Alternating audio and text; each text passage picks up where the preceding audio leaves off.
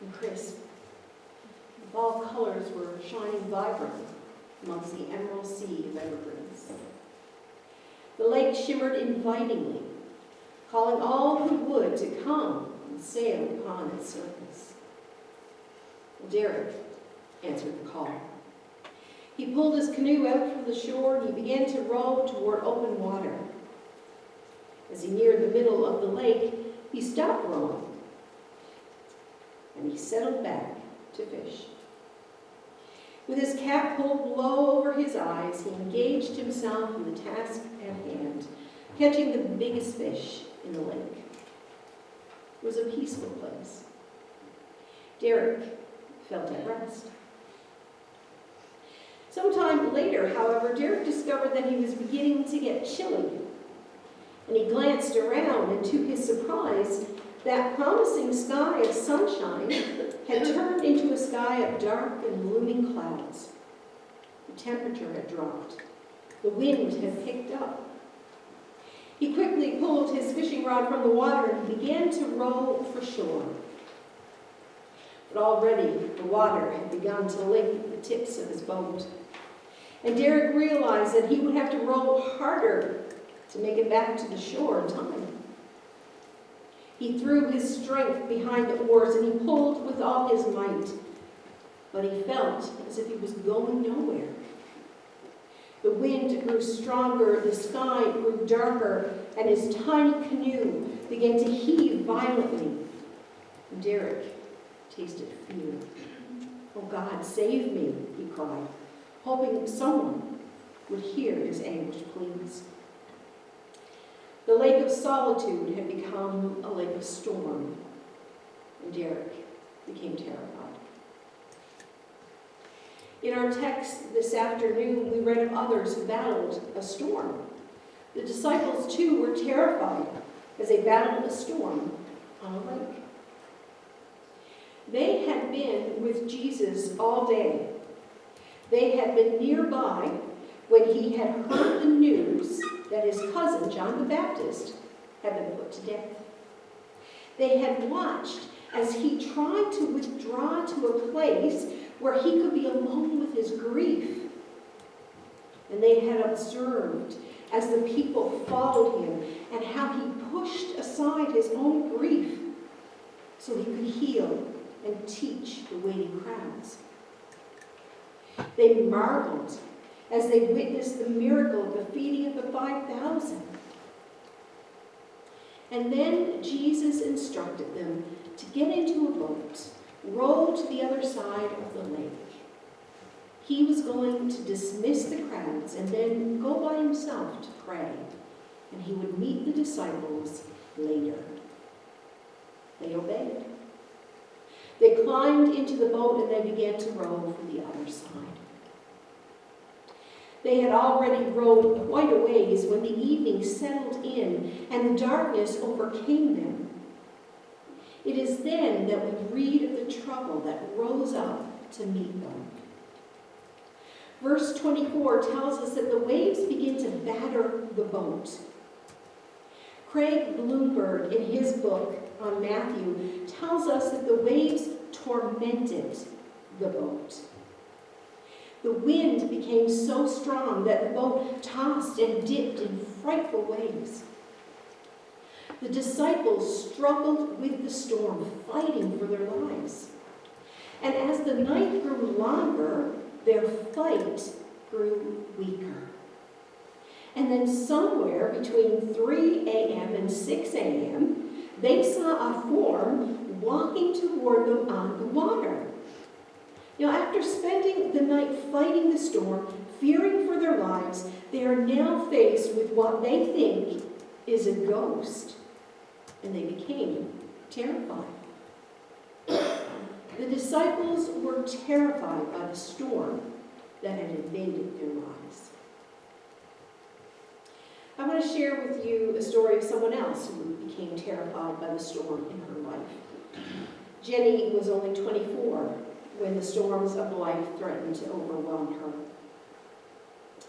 Jenny had recently finished her nursing degree, and she had begun a new job in a local hospital. She and her boyfriend had become engaged shortly after her graduation, and she felt that she was on her way to a good life. She felt as if she were on top of the world. Nothing could bring her down. When she began to feel the discomfort in her throat, she was not worried. She said, "Oh, I'm getting a cold. I'll double up on my vitamin C." However, the sore throat did not go away. Instead, it grew worse. And as the weeks advanced, she began to grow uneasy. Finally, she could put it off no longer. She went to her doctor. After several tests, he called her in to talk, and he gently advised her of her condition. She had cancer, and her life began to rock under the waves of unbelief. Instinctively, she went to the arms of her boyfriend, the one who had just told her he wanted to spend the rest of his life with her. She expected support and comfort. She found disbelief and rejection.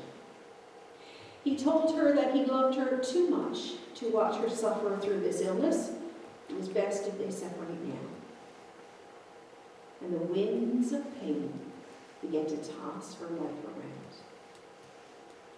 As Jenny's life was tossed about in the storms which life had thrown at her, she became terrified, and she felt she had nothing left to hold on to. There may be times in each of our lives when we too feel like the disciples or like Jenny. Times when we are overwhelmed by life's burdens. Times when we're afraid of what the future may hold for us. Times when we feel lonely or useless. Times when we feel sick and we feel tired. Times when we feel like we just cannot make it through the storm. And we long to have someone speak words of comfort to us and hold us in your arms. I'm sure that the disciples felt that desire.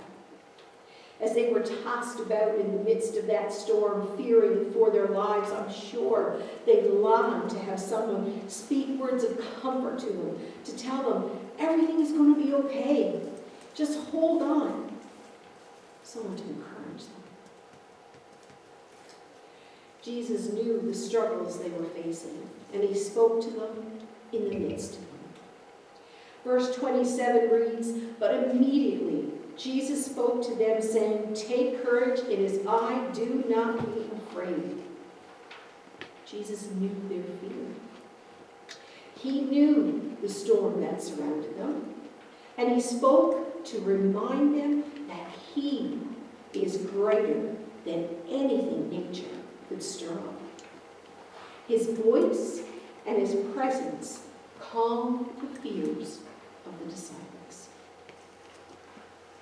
As the passage develops, we see that not only did the fears of the disciples lose their power, but also in verse 32 we read that as soon as Jesus stepped into their boat, the wind also lost its power. The very thing that held the disciples captive lost its control over them when they refocused on Jesus. Jesus is the anchor.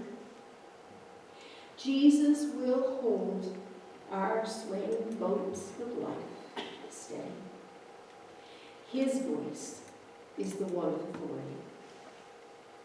The fears of the disciples were calmed by the command of Jesus, "Take courage, it is I, do not be afraid."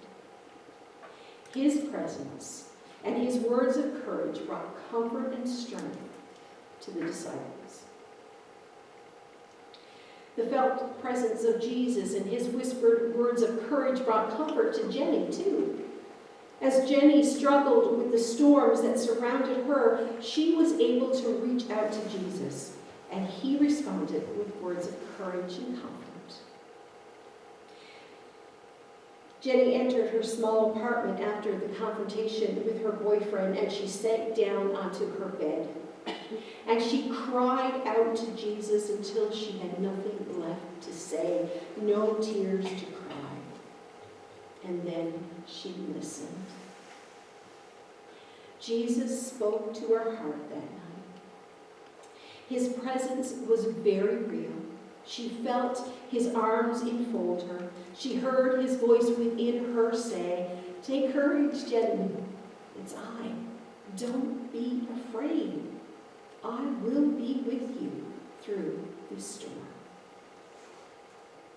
Now, Jenny's life did not miraculously change. She battled with cancer for quite a long time. Her boyfriend never did come back. But from that moment, her heart was at peace.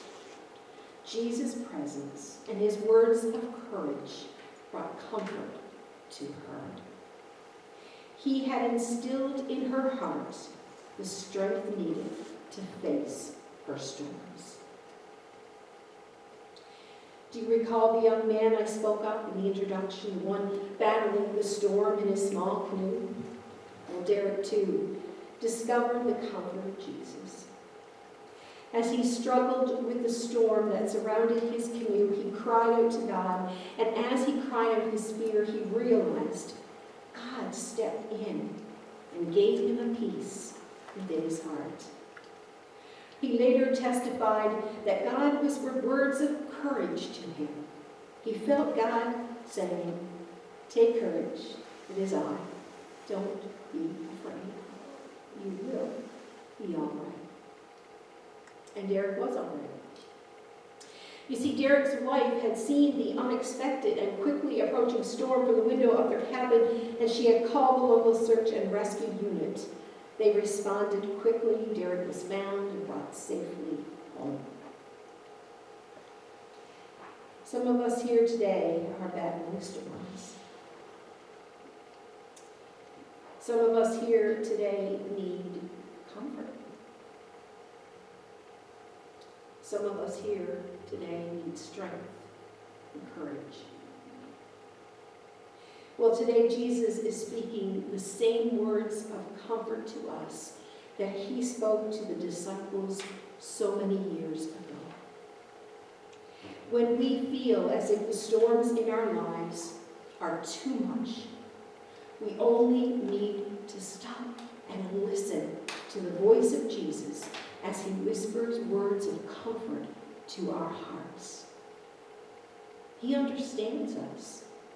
He knows when we feel lonely. He knows when we are sick, when we're overwhelmed, when we feel useless, when we're tired.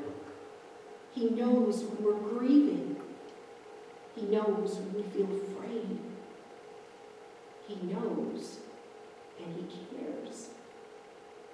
He understands the anguish of our hearts, and he wants to speak to us right now today to comfort us, to encourage us, to strengthen us.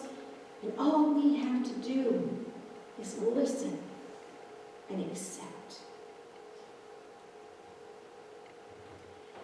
As we go to prayer, and as we listen for his voice whispering into our hearts this afternoon, we're going to sing the chorus, Hold On to the End.